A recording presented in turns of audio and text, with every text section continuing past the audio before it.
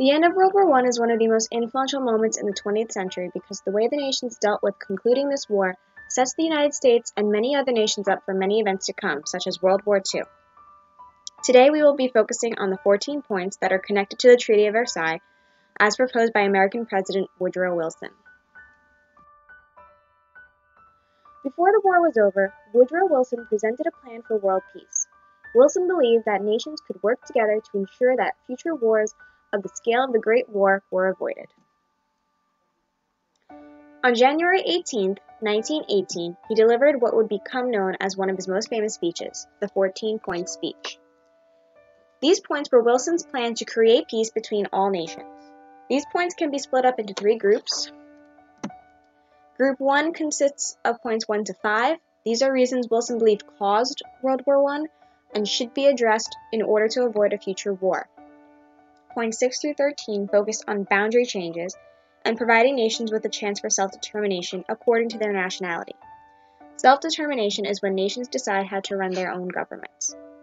The final point, number 14, was Wilson's main goal, and one that he thought was the most important: to create an international organization that would address international problems diplomatically and not use war.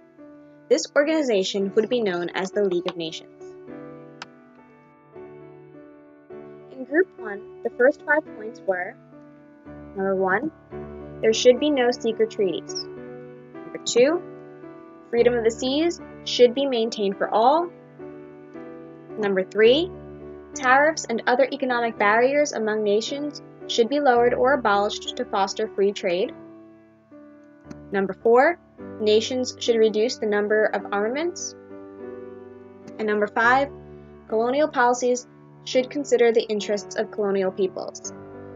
In a moment, you will be looking at these points much more in depth.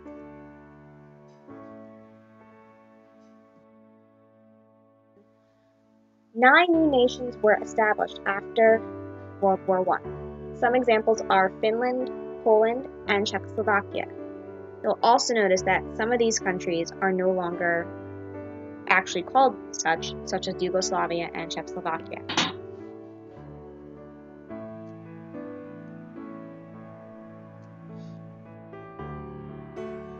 With the last point, creating a League of Nations, there was a lot of opposition in the United States. Many leaders of the United States were concerned that getting involved in an international organization would threaten the American policy of isolationism.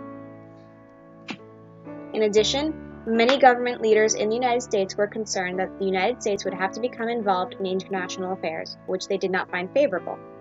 The United States opted to not join the League of Nations and did not ratify the Treaty of Versailles. So you will be taking a look at Woodrow Wilson's speech called the 14 Points to analyze it further and understand its connection to World War I and why some people did not feel it was necessary.